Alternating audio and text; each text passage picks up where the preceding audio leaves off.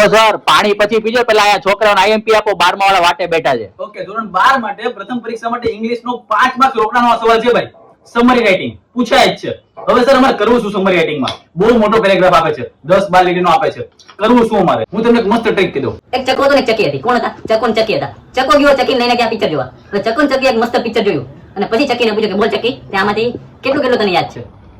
ચકી જે 3 કલાકનું મૂવી હતું એને ખાલી 3 મિનિટમાં કહી દીધું. બસ આવું આવ્યું હતું. બસ આપણે બધા ચકી જ બનવાનું છે. શું બનવાનું છે? ચકી. આખું મૂવી તમારે જોઈ લેવાનું છે, આખો પેરેગ્રાફ જોઈ લેવાનો છે. પછી તમને એમાં જે મેઇન વસ્તુ યાદ રહે છે, મેઇન જે થીમ છે, એના વિશે ખાલી તમારે 5-6 વાક્ય લખી દેવાના છે. આને જ કહેવાય ભાઈ સમરી રાઇટિંગ. અને આવું કર્યા પછી તમારે નીચે એક ટાઇટલ લખવાનું છે. તો આ એક ટાઇટલ લખીને બાકીના 4-5 વાક્ય લખવાના છે. આવું કરો તો 5 માંથી 5 રોકડા માર્ક્સ મળે. તો આ વસ્તુ તમારી પરીક્ષામાં પૂછાય છે ને 5 માર્ક્સ રોકડાનો સવાલ છે ભાઈ, કરી લેજો.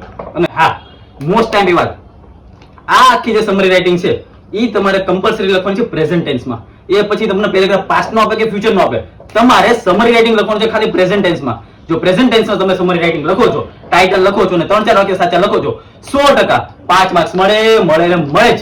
આવા જ વિડીયો આવતા રહેશે. મળીએ છીએ નેક્સ્ટ લેક્ચરમાં. ત્યાં સુધી બાય બાય.